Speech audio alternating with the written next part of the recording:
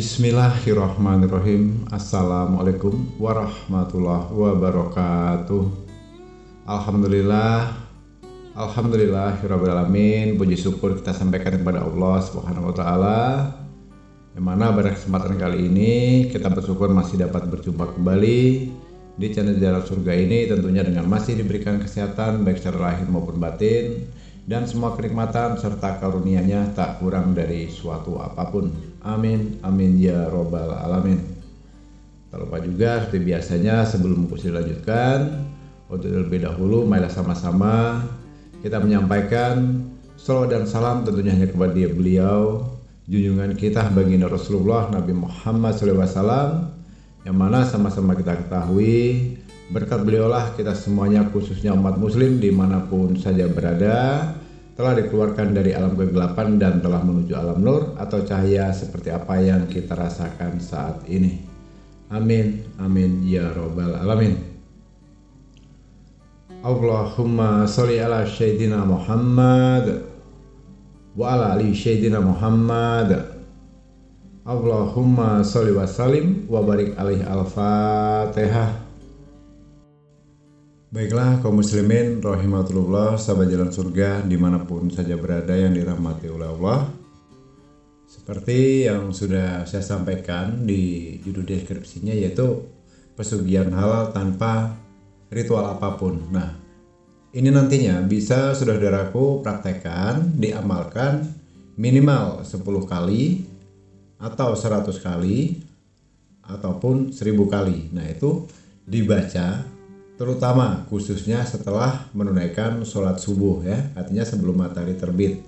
Nah, yang kedua, waktu yang keduanya selain itu nanti dilaksanakan sebelum terbit, nah, yang keduanya bisa dilaksanakan pada setelah kita melaksanakan selesai sholat maghrib, ya. Jadi artinya tidak sampai bertemu pada jam saat matahari terbit. Nah, ini di sini menariknya di sini. Kenapa harus dilakukan seperti itu?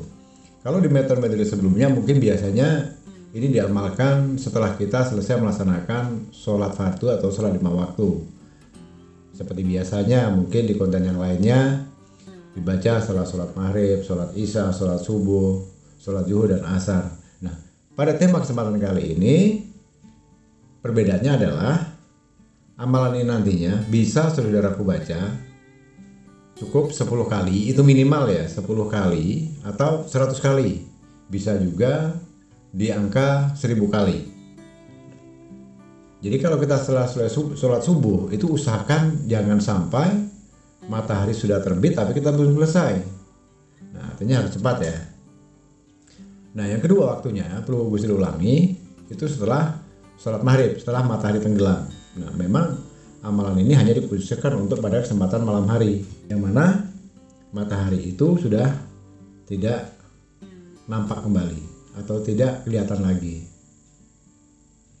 Seperti yang pernah diamalkan oleh saudara kita dari beberapa pengalaman yang pernah dialami oleh mereka, amalan ini nantinya saudaraku bisa saudaraku gunakan khususnya saat ini sedang memiliki hajat yang mungkin untuk saat ini memiliki amanah atau tanggung jawab, mungkin memiliki hutang di bank yang nilainya tentunya berbeda-beda ya, dari puluhan juta, ratusan juta hingga miliaran. Ada juga yang saat ini berkeinginan memiliki modal usaha tentunya untuk modal hidup keluarga. Ada juga yang sudah memiliki rumah tapi masih dalam kehidupan yang biasa saja, artinya masih dalam kehidupan rumah sederhana dan ingin memiliki rumah yang lebih baik, yang lebih layak, atau juga ingin memiliki kendaraan, pengen juga usaha baik itu secara berdagang, bisnis, bertani dan sebagainya menjadi bisa lebih lancar, karena amalan nantinya insya Allah bisa untuk membantu meningkatkan taraf kehidupan kita, terutama dalam faktor ekonomi, yang poinnya amalan ini lebih identik ke masalah finansial. Nah, itu garis bawah ya. Jadi apa yang harus dilaksanakan saudaraku? Di sini amalan ini mungkin sudah tidak asing lagi dan selalu mungkin sering kita baca. Namun kalau kita tidak tahu tepat pada saatnya, pada jam-jamnya, ya secara amal jariahnya sudah jelas kita dapat, ya, amal ibadahnya kita dapat. Tapi untuk masalah hajat, saya rasa kalau tidak memang dalam hitungan yang pas tepat pada waktunya, hanya akan menghasilkan hal yang sia-sia. Ya contohnya tadi, saat ini saya sedang berhajat, memiliki hutang nilainya sekian, pengen lunas. Nah, mungkin bingung saudaraku, amalan ini sudah, amalan itu sudah, ibadah ini sudah, sholatnya sudah, tapi faktanya sampai detik ini juga belum terbayarkan.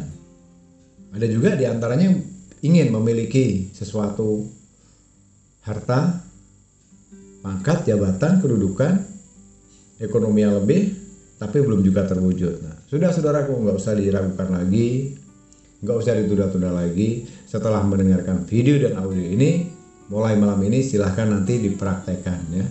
Sangat mudah. Jadi yang pertama, setelah saudaraku melaksanakan sholat subuh, itu seperti biasanya, mungkin ada sebagian di antara saudaraku wirid, zikir, dan sebagainya. Sah-sah saja, silakan saja. Tapi kalau dalam untuk urusan berhajat, apapun hajat saudaraku saat ini, setelah itu semuanya selesai, nah, baca istighfar itu minimal 10 kali atau 100 kali atau 1000 kali. Nah, kemudian dilanjutkan dengan bersolawat, ya. Bersolawatnya berapa jumlahnya? Sama. Kalau contohnya begini, kalau kita istighfarnya 10 kali, berarti sholawatnya pun harus 10 kali. Kalau istighfarnya kita 100 kali, berarti sholawatnya juga harus 100 kali. Jadi harus balance, harus berimbang. Bagaimana kalau istighfarnya 1000 kali? Apakah boleh sholawatnya 100 kali? Tidak. Nah, rumusnya harus seperti ini. Istighfarnya 1000 kali, berarti sholawatnya juga harus 1000 kali. Jadi terjadilah 2000 kali putaran. 10 banding 10, 100 banding 100, 1000 banding 1000. Nah, tata caranya, yang pertama tadi istighfar. Ini contohnya, istighfarnya 10 kali. Kemudian berdoa, ya. Kemudian berdoa. Berdoanya sesuai dengan hajat atau keinginan saudaraku, apa yang diinginkan saat ini. Dan ingat, khusus hajat ini, amalan ini cukup, tidak boleh artinya dari 2 permintaan. Kalau kita menginginkan sesuatu, mau seurgent apapun, walaupun kebutuhan kita banyak, kepentingan, keperluan kita banyak, tapi untuk metode pengamalan ini supaya segera diijabah, supaya cepat terwujud, agar segera terkabul, cukup 1 permintaan saudaraku.